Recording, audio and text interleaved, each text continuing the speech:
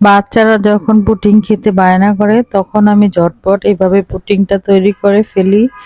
খেতেও হয় খুব মজা এবং খুব সহজেই তাড়াতাড়ি তৈরি করা যায়। আমি এখানে 2টি ডিম আর 250 মিলি দুধ দিয়েই এরকম 2টি পুডিং তৈরি করে ফেলেছি। তাহলে দেখুন আমি কিভাবে পুডিংটি তৈরি করেছি। পুডিংটি তৈরি করার জন্য এখানে প্রথমে চুলায় একটি প্যান বসিয়ে তাতে আমি 1/4 কাপ চিনি দিয়েছি। চুলাটাকে আমি লো হিটে রেখেই ক্যারামেলটা তৈরি করে নেব। এখানে চুলার আঁচটা বাড়িয়ে দিলে ক্যারামেলটা পুড়ে যেতে পারে, তাই লো হিটে রেখেই আপনাকে ক্যারামেলটা তৈরি করে নিতে হবে। আর এই সময় চিনির ভিতরে কোনো এক্সট্রা পানি দেওয়ার দরকার নেই। আস্তে আস্তে চিনিটা গলে তারপর নিজেই ক্যারামেল তৈরি হয়ে যাবে।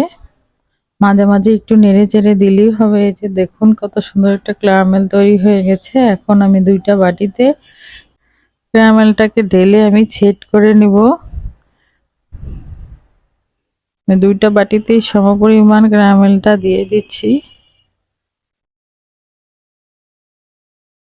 এভাবে ঘুরিয়ে আমি বাটির চারপাশে ক্যারামেলটাকে ভালোভাবে লাগিয়ে দিব। তারপর আমি আরেকটি বল নিয়ে নিব। এখন বলের ভিতরে আমি দিয়ে দিব 2টি ডিম। ডিমটি দেওয়া হয়ে গেলে এখানে আমি তারপরে অ্যাড করে দিব 1/4 কাপ চিনি। চিনিটা আপনাদের স্বাদ অনুযায়ী দিতে পারেন। তারপর এখানে আমি একটি হ্যান্ড বিটারের সাহায্যে সব উপকরণগুলোকে ভালোভাবে মিশিয়ে নিব। যতক্ষণ না পর্যন্ত চিনিটা গলে ডিমের সাথে মিশে যায় ততক্ষণ পর্যন্ত ভালোভাবে ফেটিয়ে নিতে হবে। তারপর আমি এখানে 250 মিলি দুধ আগে থেকেই জাল করে নিয়েছি। এখন দুধটাকে আমি দিয়ে ডিমের সাথে ভালোভাবে মিশিয়ে নেব। এটা একটু সময় নিয়ে করতে হবে। তারপর ভালোভাবে মিশানো হয়ে গেলে আমি ছেঁকে 2টা বাটিতেই দিয়ে দিব। আমি 2টা বাটিতে এখন সেই ব্যাটারটাকে ঢেলে দিব।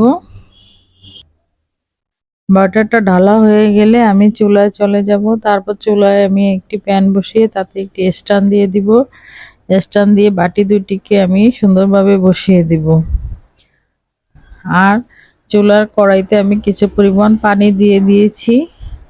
তারপর ঢাকনা দিয়ে ঢেকে আমি মিডিয়াম আঁচে রান্না করব 20 মিনিটের মতো। আবার 20 মিনিট হয়ে গেলে আমি দেখব যে হয়েছে কিনা। হ্যাঁ, এখন পুডিং একেবারে রেডি। তারপর আমি ঠান্ডা করে পুডিংটা সেট হয়ে গেলে একটি প্লেটে পরিবেশন করব।